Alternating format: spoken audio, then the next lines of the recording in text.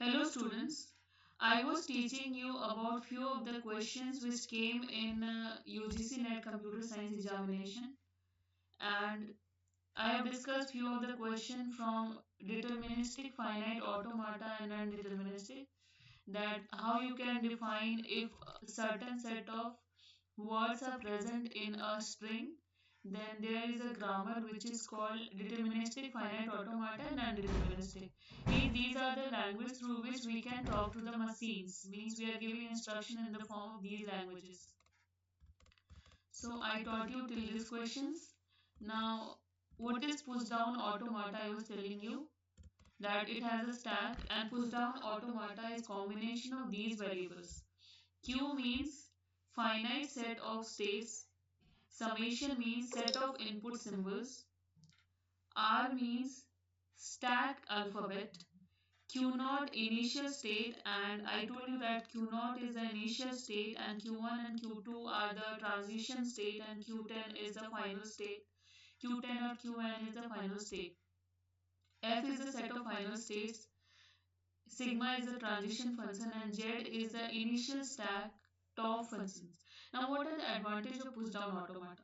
Why we should use push down automata? How it is the most efficient algorithm or method to talk to the machine. First of all, it has a memory management. Context free language can be handled by PDA thanks to their stack. I told you that in pushdown automata, the elements are kept in a stack. Stack means last in, first out. Context free language are more sophisticated than ordinary language. ये context free language ordinary language से ज़्यादा sophisticated होता है, and context free language are used to recognize them. Effective for parsing. What is parsing? PDA can effectively parse programming language expression. Parse मतलब होता है conversion of one data type to another data type, जिसको हम conversion बोलते हैं, like integer to float, float to integer, integer to decimal. What are the disadvantages of push down automata? Restricted memory management. The stack's flexibility is limited because it can only be used for last in first out operation. Restricted memory मतलब इसकी memory capacity कम है क्योंकि ये LIFO operation पे काम करता है. Now complexity. Because PDAs have an extra component in the stack, they can be more challenging to build and analyze. Incapacity to understand complex language. If you are using push down automata, then ये complex languages को नहीं समझता.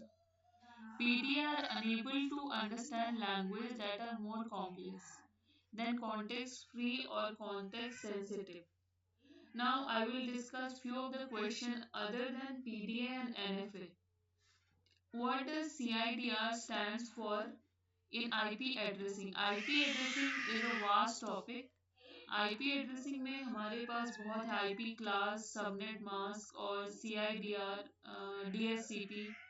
तो why we use और फिर अलग अलग protocols भी हैं, तो हम CIDR क्यों यूज करते हैं?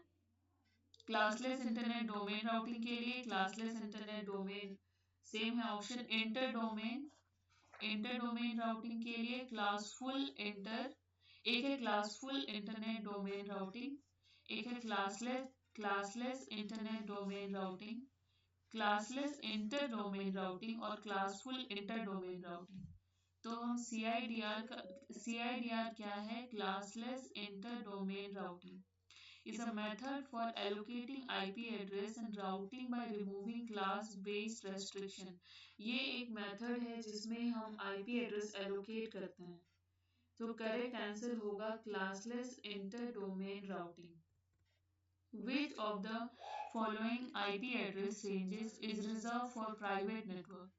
तो IP एड्रेस, अगर आपने IP एड्रेस के क्वेश्चंस को सॉल्व किया है तो यू मस्ट हैव एनालाइज और you should have the knowledge of what are the range of the IP address. तो जैसे हमें ये पता होता है कि IP address are the digit separated by colon, जो फोर्थ सेट ऑफ डिजिट होता है. Here you can see 192.168.0.0 means ये फोर सेट ऑफ डिजिट्स हैं जो सेपरेटेड हैं बाय अ पीरियड मतलब बाय अ फुल स्टॉप। तो क्या होगा इसका आंसर? तो the following ranges are reserve for private network. तो करेक्ट आंसर होगा all of the above. What is the purpose of DHCP protocol? DHCP protocol का क्या काम है? ये क्वेश्चन बहुत बार क्लास 10 सीबीएसई क्लास 10 एग्जामिनेशन में भी आया है।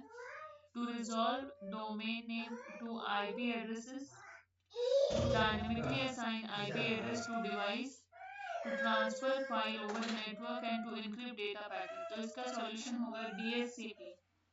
DHCP का फुल फॉर्म होता है dynamic host configuration protocol. Automatically assign IP address to device in a network. इसका काम होता है ऑटोमेटिकली असाइन करना IP एड्रेस। तो ये क्या होगा? DHCP का काम क्या होगा? To dynamically assign IP address to devices. Next है which of the following is not a polygon filling algorithm? Polygon filling algorithm कौन नहीं है? Flood fill algorithm, scan line algorithm, boundary fill algorithm and Bresenham line algorithm. तो answer होगा flood fill and boundary fill are filling algorithm. Scanline algorithm is polygon filling algorithm. Bressenham is a line drawing algorithm, not a polygon filling. तो there are some algorithm जो line draw करते हैं, there are some algorithm जो polygon draw करते हैं, there are many algorithm to draw different shapes and to जैसे क्या होता है, जैसे ऑटोमाटा में हमने पढ़ा start node and final node, वैसे जैसे ये प्रोसेस शेड्यूलिंग का हम जब बात करते हैं, सीपीयू का बात करते हैं, तो we use to give certain set of process to the CPU for resource allocation और फॉर ऑपरेशन। तो वो प्रोसेस जो शेड्यूल होता है उस प्रोसेस को सीपीयू के माइक्रो प्रोसेसर तक एग्जीक्यूट करने के प्रोसेस में बहुत सारे एल्गोरिदम हैं जो एग्जीक्यूट करते हैं।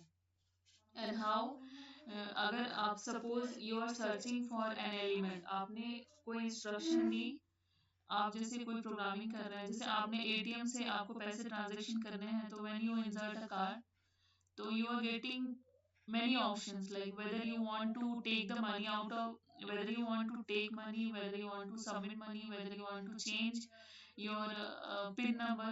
तो ये सारे क्या है? these are the set of algorithm which is given through program। and इस प्रोग्राम में क्या है? there are different techniques which are set with respect to the algorithm। तो algorithm काम करता है in every instruction whatever you are giving to the computer। Nowadays, computers are there in banks, hospitals, in IT firms। IT firms तो computer का ही काम है, and Google search, everywhere there are computers and everywhere you have to work with the help of artificial intelligence and algorithm। Now, in a 2D transformation, if a point pxy is rotated by 90 degree counterclockwise about the origin, what will be its new coordinate? This is a question of computer graphics। तो अगर हम 2D transformation में point को P X Y को rotate करेंगे 90 degree से counter clockwise से, तो इसका न्यू कोऑर्डिनेट क्या होगा? तो the formula for 2D rotation counter clockwise by 90 degree about the origin is x dash equals to minus Y and y dash equals to x, means उल्टा हो जाएगा। x dash equals to minus Y हमारा क्या है? P X Y. तो x x component means x component equals to minus y and y component equals to x। So for pxy new coordinate are minus yx and minus yx। Which of the following method is used to represent a 3D object in computer graphics? Computer graphics में 3D object को represent करने के लिए हम क्या use करते हैं? Whether we use rasterization, scan conversion, fractal geometry, boundary representation which is called BRAP। So solution will be boundary representation। तो व्हाट इज द क्वेश्चन? हम 3D ऑब्जेक्ट को कंप्यूटर ग्राफिक्स में रिप्रेजेंट करने के लिए क्या यूज करते हैं? हम यूज करते हैं बाउंड्री रिप्रेजेंटेशन। अब बाउंड्री रिप्रेजेंटेशन क्या है? इसको BRAP भी बोलते हैं। Is commonly use method for representing 3D object which define an object by its boundaries। जिसमें वर्टिसेस, एजेस एंड सरफेसेस होते हैं। 3D ऑब्जेक्ट्स कौन से होते हैं जिसमें वर्टिसेस, एज एंड सरफेसेस भी होते हैं, जैसे क्यूब, हमारा जो क्यूब होता है जो बच्चे खेलते हैं, it is also a 3D object. Now rasterization and scan conversion क्या है? Are used for rendering and converting shapes into pixels. Pixels, you know what is a pixel? Pixel is a dot, small dots through which an image is composed. तो बहुत सारे small dots को मिलाकर एक image बनता है, and higher the number of pixel higher will be the resolution of the image. जितना ज़्यादा नंबर ऑफ पिक्सल होता है उतना इमेज का रेजोल्यूशन होता है। तो रेस्टराइजेशन और स्कैन कन्वर्शन किस लिए यूज होते हैं? For rendering and converting shapes into pixel. कि हम डिफरेंट डिफरेंट टाइप्स के इमेज, अभी डेटा विजुअलाइजेशन का ट्रेंड चला है, तो डेटा विजुअलाइज क्या करता है?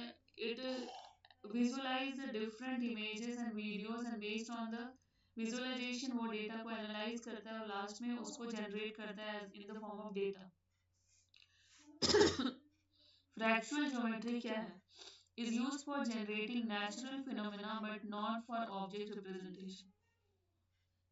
So what will be the correct answer? Boundary representation, that is BREF. तो आपको याद रखना होगा कि 3D ऑब्जेक्ट को रिप्रेजेंट करने के लिए हम क्या यूज करते हैं?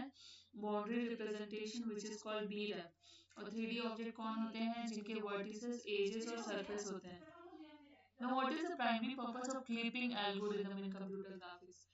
You can see computer graphics is also loaded with algorithm, जिसमें एक है clipping algorithm। प्राइमरी पर्पस क्या है क्लिपिंग एल्गोरिथम का? To reduce the size of the object, object के साइज को रिड्यूस करना, to remove invisible portion of the object, invisible portion जो है ऑब्जेक्ट में उसको रिमूव करना, to smooth the edge of the object, to enhance the resolution of the object. तो इसका सॉल्यूशन क्या होगा? Clipping is used to remove part of the object that lie outside the specific boundary और view point. Clipping किस लिए use होता है? Remove the part of the object that lie outside a specific boundary or viewport, making only the visible portion of the object available for display. जो visible part है वही display होगा और जो उसका part है जो invisible है वो hide हो जाएगा। तो correct answer होगा to remove invisible portion of the object. Now the next question is, what is the main difference between PDA and FA? हमने ये पहले पढ़ा है। तो main difference push down automata and finite automata क्या है? Push down automata has a stack to store memory allowing it to recognise context free language.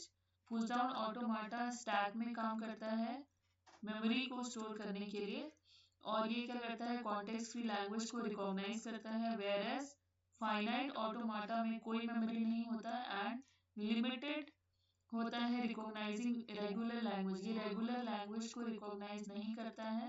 Whereas push down ऑटोमाटा language को recognise करता है कि जैसे पीडीए एंड एफए के अंदर भी बहुत सारी लैंग्वेजेस है, कॉन्टेक्स्ट फ्री लैंग्वेज और प्री डिटर्मिनिस्टिक लैंग्वेज। तो एक लैंग्वेज को एक डिटरमाइन करता है और एक डिटरमाइन नहीं करता। डिफरेंस बिटवीन अरे स्टैक एंड अरे Q and stack, these are the part of the data structure. Whether you study data structure in C, C++, or in Java, or in Python, you need to study array, stack, and queue. An array is a collection of items stored as contiguous memory location. मैंने आपको पहले भी array पढ़ाया है कि array is a static data structure जहाँ पे data store होता है contiguous memory location, मतलब एक specific, जैसे हमने A5 लिखा मीन्स हम 0 to 4 उसकी इंडेक्सिंग होगी, 0 to 4 एलिमेंट्स में हम डेटा को स्टोर करना चाहते हैं। The idea is to store multiple item of the same type together, and this is one of the feature of array that we want to store only same data type. We will not be able to store the data type of employee in a student table.